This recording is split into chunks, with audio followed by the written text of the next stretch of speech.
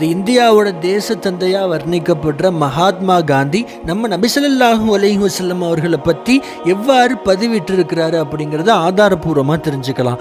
1924 ஆண்டு வெளியாகிற young India பத்திரிகையில் மகாத்மா காந்தி இவ்வாறாக எழுதுகிறாரு: கோடிக்கணக்கானவர்களின் இதயத்தில் விவாதத்துக்கு இடமில்லாத வகையில் இடம் பிடித்த ஒருவரின் வாழ்க்கையை அறிந்து கொள்ள விரும்பினேன். இஸ்லாம் வாளால் பரப்பப்படவில்லை என்ற உண்மை எனக்கு தெள்ள தெளிவாக விளங்கியது.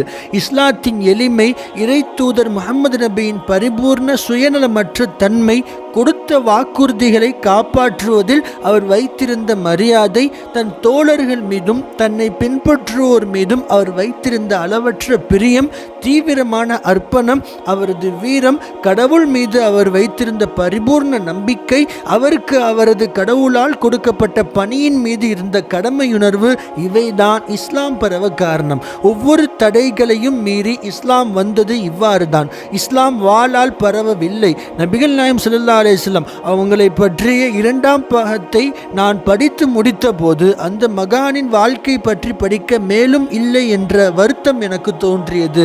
இவ்வாறாக மகாத்மா காந்தி பதிவேற்றிருக்கிறார். அல்ஹம்துலில்லாஹ். அஸ்ஸலாமு அலைக்கும் வரஹ்மத்துல்லாஹி வபரகாத்துஹு. நாம் சார்ந்த முஸ்லிம்கள் சம்பந்தப்பட்ட விஷயங்களை தினமும் தெரிந்து கொள்வதற்கு நம்ம சேனலை மறந்துடாமல் சப்ஸ்கிரைப் செஞ்சு வச்சுக்கோங்க. மற்ற முஸ்லிம்களுக்கும் நம்ம சேனலை ஷேர் பண்ணுங்கள். வல்ல அல்லாஹ் நம் அனைவரையும் கபூல் செய்வானாக. ஆமீன்.